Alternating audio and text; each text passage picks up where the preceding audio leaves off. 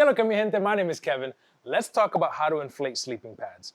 Things will change slightly if you have a self-inflating pad or a regular sleeping pad, but to make things easier, we recommend using a pump sack, a pump, but if you have to, you can use your mouth. An air pad. Move your sleeping pad. Don't sleep on it yet. Not comfy. If you have a deflate valve, make sure to close that. Open your inflate valve. If you have a pump sack, attach it to the inflate valve. We're gonna open the bag up, fill it with air, and as soon as it's filled with air, close it up. If you're going to blow into it, make sure to be about 6 inches away in order to actually get it to fill up.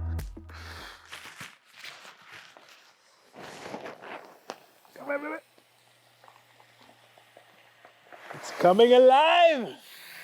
A lot of pump sacks call for rolling it up in order to get the air in there, but I find it's easier to just close the top and squeeze. You usually need more than one bag of air.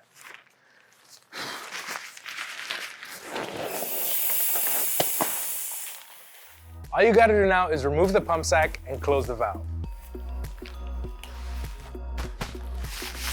Ah, yeah, so much better. If you've got a pump, attach it just like you would the pump sack, pump it up.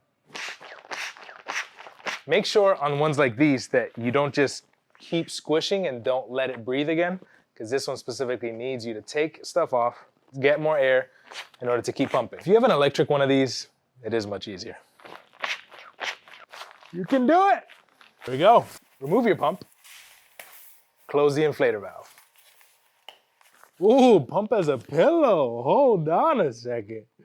Hey. If you don't have a pump sack or a pump, you can also use your mouth, but it takes a lot longer. It's a lot more difficult, especially at the end of a long day, and you introduce bacteria and moisture into your pad. It's almost impossible to get out and clean. Make sure that you do not breathe the air that comes back out of your pad, especially if you filled it up with your mouth several times. Self-inflating. These are called self-inflating because they got a foam inside that once you let some air in, the foam will expand and inflate most of the pad, but you still gotta finish it off with something. You're gonna open up the valve and simply let it sit. It'll do most of the inflating on its own.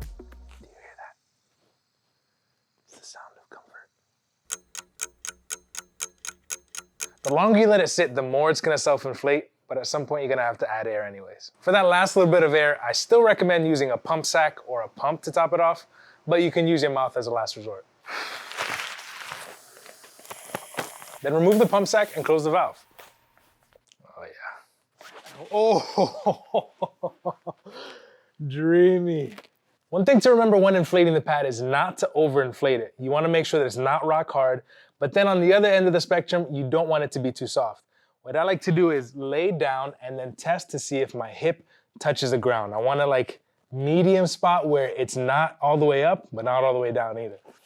Do a little shimmy, doesn't touch, we're good to go. You could also bring a closed cell foam pad with you because it's going to add some comfort, add some warmth, and give you a backup in case your sleeping pad does get a hole in it. Now you can sleep comfortably outside. I hope to see you out there. If this was helpful, hit the like button down below. If you want to learn more, subscribe.